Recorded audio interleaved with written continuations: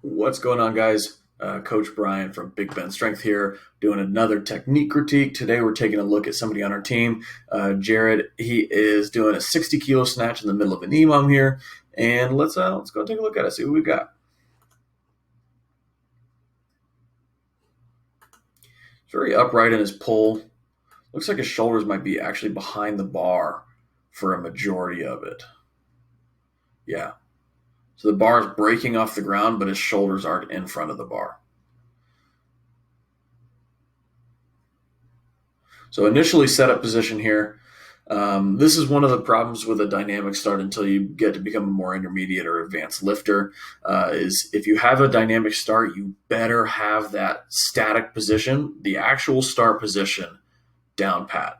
Right? Dynamic start meaning you move fluidly from the ground to overhead without stopping before you start the lift.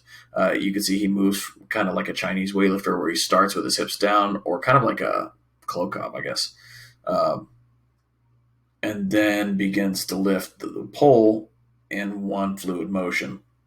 If that's the case, you better have your actual start position solid and consistent every time, right?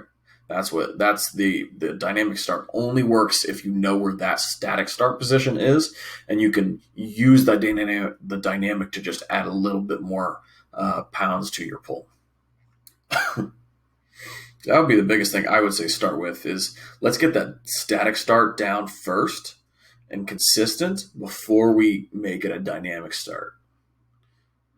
All right. And so initially, this is his start position right here. This is shoulders behind the bar excessively, hips below his knees, which is in a strong position to push through the ground and squat from. So that first pull should really be kind of a low bar squat off the ground, kind of. If that helps some people think about pushing through the ground instead of pulling, that may be something that works well for him. And because he starts so low and he's got long-ish legs, that bar is coming out around his knees. And then it starts to come back, which is not bad. He does make it a little bit better. He does like make it kind of work a little bit, but it's definitely fucking with his ability to stay flat-footed throughout the pull and where his balance is on the heel or on the toe. And then look at this. We're getting some air time here. Stomps. Now,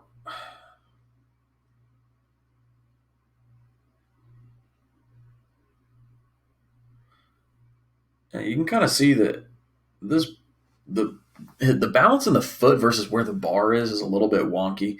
That bar is way far back balance wise. Behind it's like behind the middle of his foot, and his knees are so far forward over. Not that knee forward is an issue. It's more just his balance looks off because of it. And you can see his balance. Then he's like way back to try and save that lift, which is not. It just doesn't. It's just not balanced. It's just not stable. It's not consistent.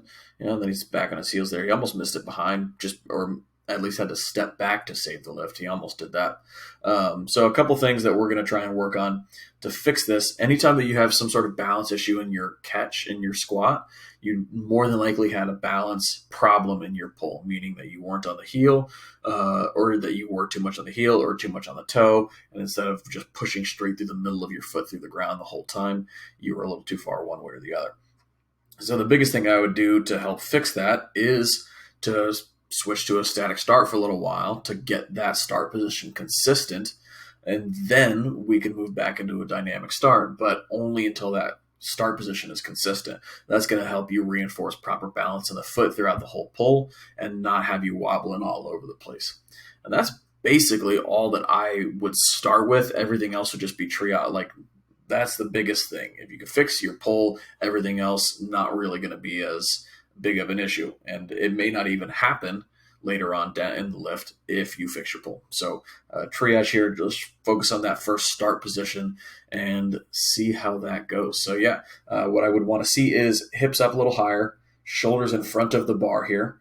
And it's gonna feel a little bit weird, but try and push through the ground instead of thinking about pulling. Think push. See if that helps. That's really all I've got for this technique critique.